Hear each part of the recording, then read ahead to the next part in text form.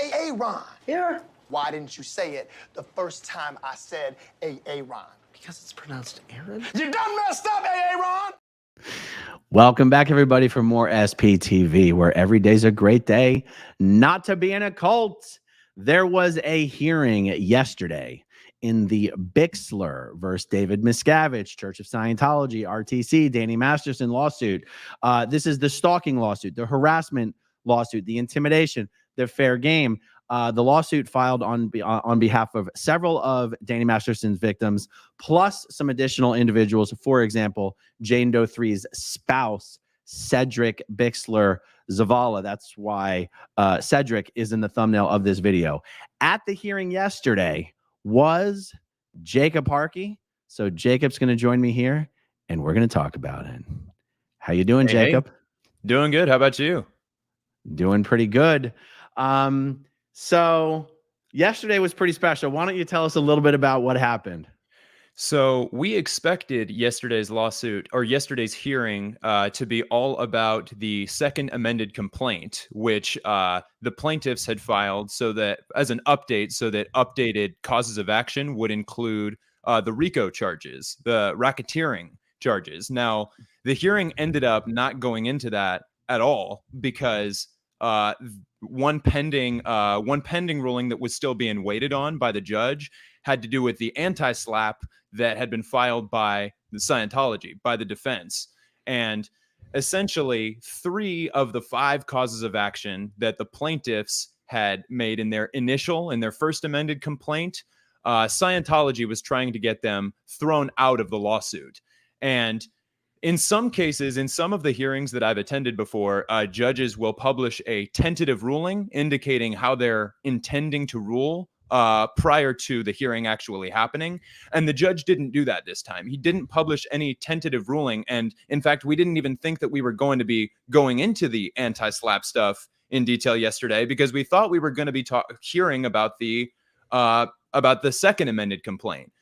But what it appears really was happening yesterday is that the judge just wanted to bring all of the attorneys in so that he could tell Scientology's attorneys that these anti-slaps that they filed are not going to win, and all 5 of those causes of action from the first amended complaint are staying in the lawsuit. And as far as the second amended complaint, that portion of the hearing was continued to May 29th. So it wasn't eventful and necessarily in the way that I thought it was going to be, but it was certainly interesting to see a loss delivered to Scientology in the way that we saw yesterday.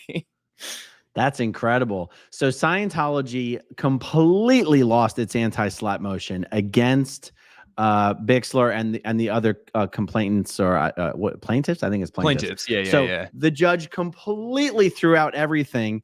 And from the conversations that you and I have, it sounds like he sort of took some joy in explaining to them, not only that he was ruling against them completely, but why.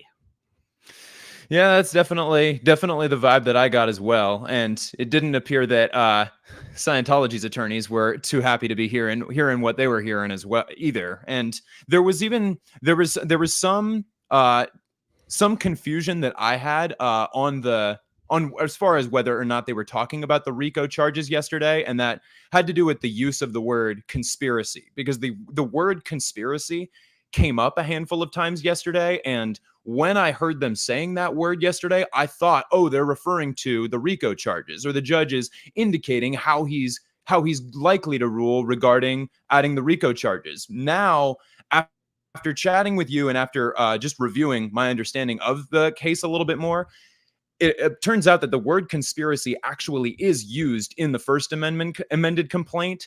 And part of what the judge was talking about with regard to the word conspiracy was that he was just saying that in this portion of the lawsuit, the judge, I'm not ruling on whether or not you are guilty of these charges. In order for these to be included in the lawsuit, they have to meet the minimal merit standard, which he indicated that they have, because in order to prove conspiracy with regard to things like stalking, there has to be a consistent or a similar circumstances in each of the instances. And because all of the plaintiffs started to receive similar instances of harassment after coming forward about the abuse they experienced at the hands of Danny Masterson. That indicates that there are similar circumstances, and which does, at this stage in the lawsuit, meet that minimal merit standard. Yes. And I have to imagine, there's something on my microphone. Gross. Oh. I think it was a bug.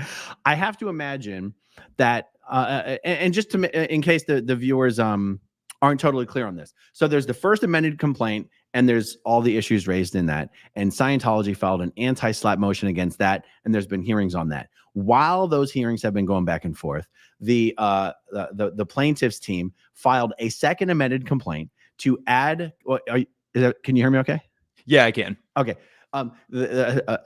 Asked permission to file a second amended complaint to add additional plaintiffs and additional causes of action, including RICO.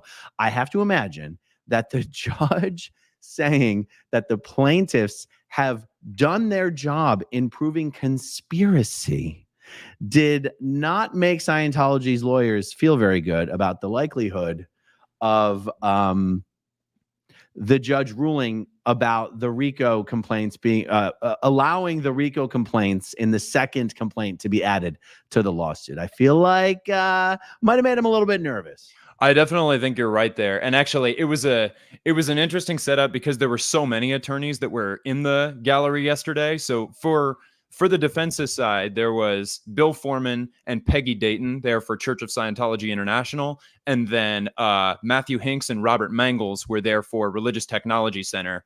Danny Masterson also had an attorney who was virtual on Court Connect. But there were 4 attorneys for the defense who were physically present in the courtroom. And then there were also 2 attorneys physically present for the plaintiffs. And there were so many attorneys there that once it was time for that case, for the Bixler hearing to happen, there wasn't even room for all of them at the table where the attorneys usually sit. So Bill Foreman and Peggy Dayton, the Church of Scientology International attorneys, were kind of sitting just behind in rolling chairs, like behind the RTC attorneys.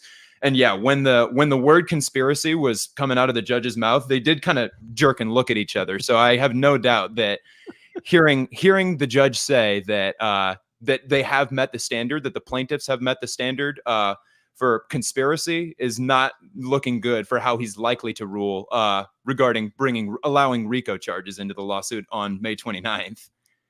That's awesome. So I could not find the published ruling from the judge on this, even though it sounds like the judge has been sitting on this ruling for 4 weeks, just, waiting to tell everyone about it.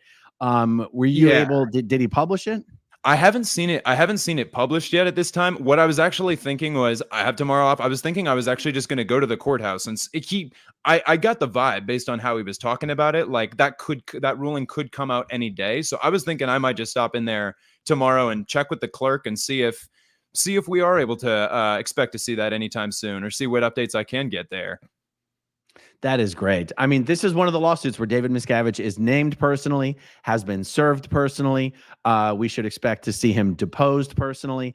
And, the fact that all the causes of action in the first complaint are in, Scientology's lost the anti-SLAPP, and the plaintiffs did say that if they prevailed on this anti-SLAPP, they were going to seek attorney's costs from Scientology. And that could be in the millions of dollars.